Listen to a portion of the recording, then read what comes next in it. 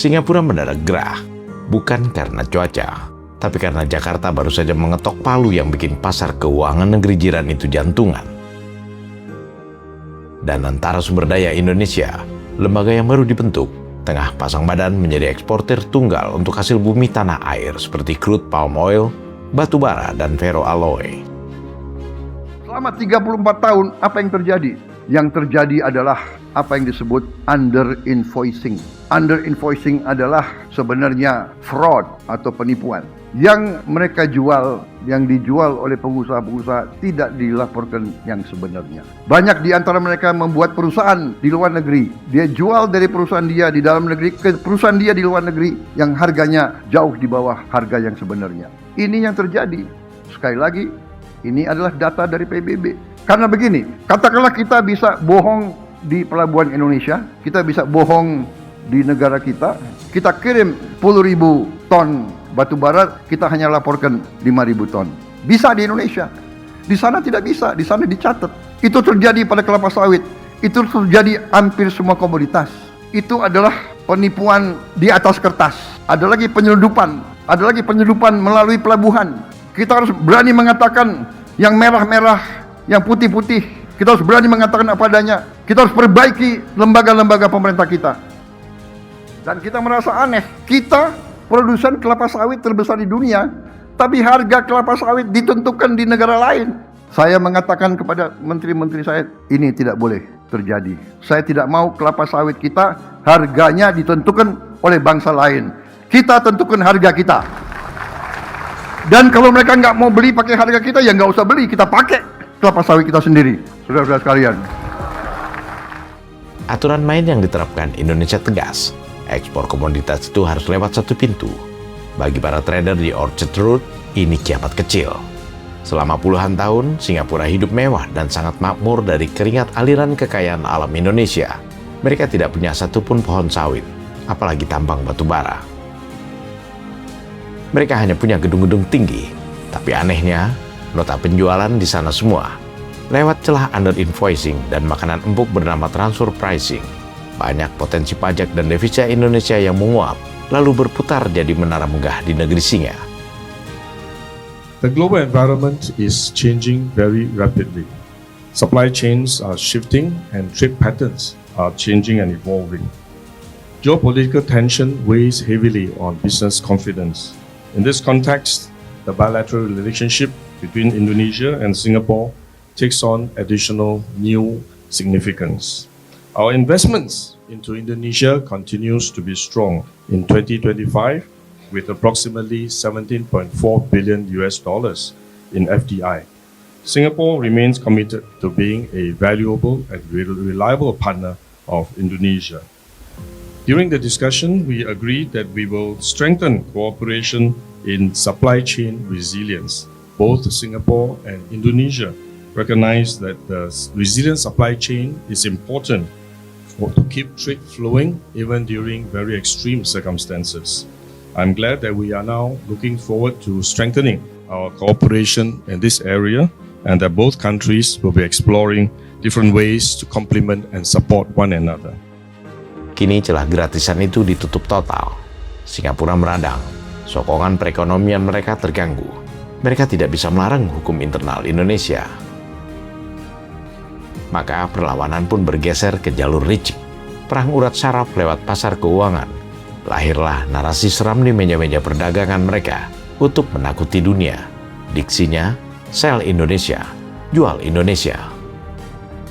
Kita melihat sebuah pattern atau similarity yang kita perhatikan dari zaman Pak Harto hingga sekarang ya. Ketika Pak Harto itu mencoba untuk melakukan pilihan dagang dengan negara lain yang dianggap oleh Amerika pada saat itu tidak bagus, misalnya pada Rusia, dan itu sudah dibuktikan ketika Kamdesus mengatakan bahwa memang kita berencana untuk menjatuhkan Soeharto pada saat itu. Nah, apa yang dilakukan beliau dengan apa yang dilakukan Pak Prabowo untuk menjaga kedaulatannya itu memiliki similarity. Walaupun memang di belakang layar, ya pada akhirnya kita dipaksa sebenarnya untuk tunduk pada satu kekuatan besar. Ya, hegemoni asing ini yang membahayakan. Ini bukan sekedar reaksi pasar alamiah. Ini adalah pola gempuran ekonomi yang jalurnya sangat mudah dibaca. Mengikuti rumus baku dari layar monitor di Marina Bay, berujung ke jalanan Jakarta. Pola serangan ini punya cetak biru yang rapi. Ada 4 tahapan berantai yang saling memicu. Pertama, sebar sentimen tembakan opini via Singapura. Serangan ekonomi selalu dimulai dari kata-kata, bukan senjata. Media finansial asing kompak meniupkan kabar suram seolah Indonesia sedang tidak aman untuk modal. Kabar tersebut bermula dari seruan sel Indonesia yang diungkapkan oleh George Boboras, Kepala Riset K2 Asset Management, perusahaan pengelola dana asal Australia. Dalam wawancaranya, Boboras secara terbuka menyatakan bahwa perdagangan terbesar di Asia saat ini adalah sel Indonesia. Boboras bahkan mengaku telah menarik seluruh posisi dananya sejak tahun 2024 dan tidak memiliki eksposur sama sekali ke Indonesia. Disinilah kaitan utama K2 Asset Management dengan Singapura bermain. Singapura bertindak sebagai pusat distribusi informasi dan media yang memviralkan pernyataan kontroversial tersebut. Pernyataan si kompor meleduk ini langsung dipublikasikan secara luas oleh media besar berbasis Singapura, seperti The Straits Times dan The Business Times. Karena Singapura adalah pusat keuangan utama di Asia Tenggara, laporan mereka menjadi rujukan bagi investor global lain untuk menciptakan efek domino kepanikan. Kedua, tahap likuiditas dengan cara menggoyang rupiah. Begitu investor asing panik akibat sentimen yang dipanas-panasi, mereka mulai menarik modal keluar. Terjadilah capital outflow. Mereka menjual aset di Indonesia, menukarnya ke dolar AS, lalu membawanya pulang. Rupiah dilepas massal. Karena barang terlalu banyak tapi yang mau dibeli tidak ada, nilai tukar rupiah otomatis merosot tajam. Efeknya langsung merembet ke dapur rakyat. Praktik aji mumpung spekulan bermain, harga sembako merangkak naik. Ketiga, tahap mengerus kepercayaan dengan menghantam lantai bursa. Bersamaan dengan rontoknya rupiah, serangan masuk ke Bursa Efek Indonesia. Asing melakukan aksi jual masif atau panic selling pada saham-saham raksasa perbankan dan komoditas. Grafik indeks harga saham gabungan dibuat merah membara berhari-hari. Targetnya untuk peruntukan mental pengusaha lokal dan menciptakan ilusi seolah-olah ekonomi bangsa ini diambang kehancuran parah. Keempat, rekayasa sosial dengan cara menggoyang jalanan. Ini adalah fase akhir. Ketika 3 tahap di atas berhasil, sumbu pendek di masyarakat dinyalakan, isu PHK massal digoreng, isu inflasi ditiupkan. Target akhirnya adalah memobilisasi massa ke jalanan untuk menciptakan demonstrasi besar agar stabilitas politik terganggu. Pertanyaannya, siapa yang mendanai serangan sistematis ini? Siapa yang berkepentingan merusak stabilitas Indonesia? Jawabannya bisa dilacak dari aliran uang dan pihak yang paling dirugikan oleh kebijakan Indonesia, konglomerasi trading house and hedge fund asing. Aksi jual portofolio dan penggoyangan rupiah butuh modal raksasa. Mereka adalah kelompok hedge fund seperti K2 Asset Management dan spekulan falas yang beroperasi lewat Singapura, London, dan New York. Mereka mengelola dana miliaran dolar milik investor global dan menggunakan suara analis seperti George Boboras sebagai gong untuk memulai gerakan pasar. Ketika lapak komoditas mereka diganggu, mereka menggunakan kekuatan likuiditasnya untuk melakukan short selling demi menekan nilai aset Indonesia. Terjadinya sell-off itu artinya orang-orang dari negara Amerika, dari Eropa yang menginvestasikan uangnya ke Singapura dan mereka taruh uangnya itu di Indonesia. Mereka berlomba-lomba bersama-sama melakukan rushing. Jadi mereka bilang sama mungkin aset manajemennya di Singapura, saya nggak mau lagi sama Indonesia, keluar semuanya, tarik semuanya dananya dari Indonesia. Beliin aja saham-saham Indonesia atau beliin aja saham Singapura atau beliin aja mata uang Singapura misalnya.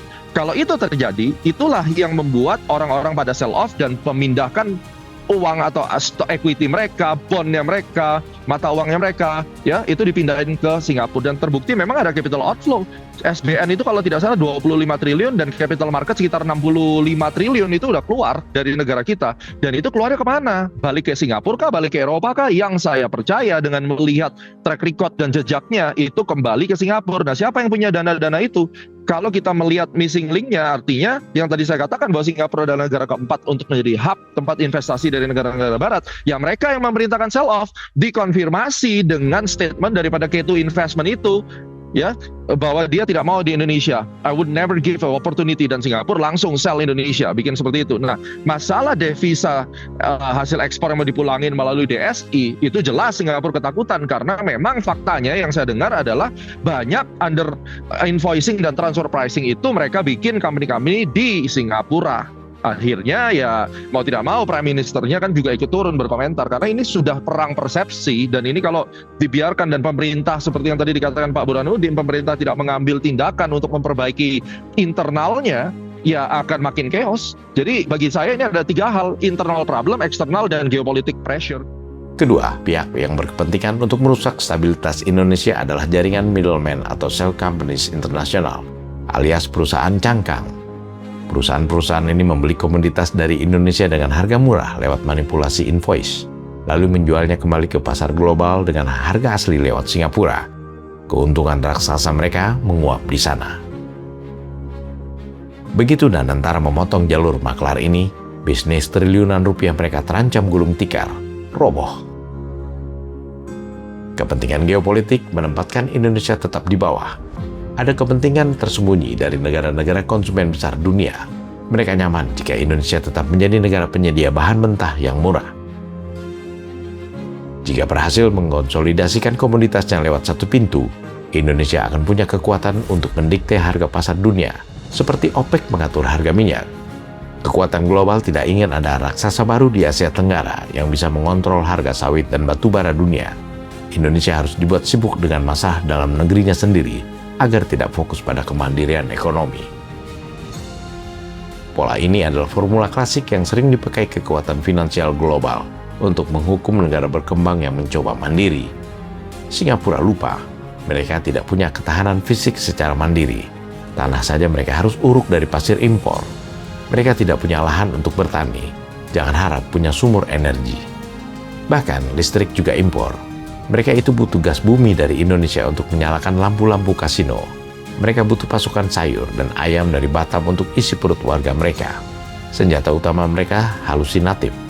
Cuma instrumen dan angka spekulasi di atas kertas keuangan mereka. Sedangkan Indonesia punya segalanya yang nyata. Bumi, air, dan seluruh komoditas fisiknya. Ini bukan lagi soal angka IHSG naik atau turun di layar monitor mereka. Ini soal harga diri sebuah bangsa besar yang ingin menegakkan pasal 33 Undang-Undang Dasar 1945 dan berdaulat penuh di tanahnya sendiri. Singapura, mungkin tren ini seliweran di FYP kalian. Buat kalian yang belum tahu, ku jelaskan sesuai sepengetahuanku ya. Sel Singapura dibuat sebagai respon kita terhadap sel Indonesia yang dibuat oleh Singapura. Yang terjadi adalah uang dari Indonesia itu pindah ke Singapura. Dampaknya membuat pasar saham kita melemah. Tren sel Singapura ini bertujuan untuk memindahkan dana dari Singapura ke Indonesia. Senang banget lihat berita hari ini, hashtag sel Singapura ya, NKRI harga mati. Ngeliat para investor, para trader rame-rame bikin hashtag sel Singapura ya. Wow. Hari ini kalau kita masih ngomongin MBG aja, gila loh, semuanya pada rapatkan barisan ya. Satu, sel Singapura ya. Hashtag sel Singapura, rapatkan barisan, satu bangsa, satu bahasa, satu tanah air Indonesia, harga mati. Sayangnya, banyak yang mengaku intelek tidak bisa memahami konstelasi ini. Mereka lebih memperturutkan ego mabuk intelek mereka semata ketimbang mau bersatu. Padahal ini momentum, saatnya rapatkan barisan. Untungnya tak semua mabuk intelek, tak semua rakyat Indonesia ciut karena gertak sambal finansial mereka. Serangan baliknya sudah terlihat jelas. Di lini masa bergema tagar sel Singapura. Jangan pernah meremehkan rakyat Indonesia.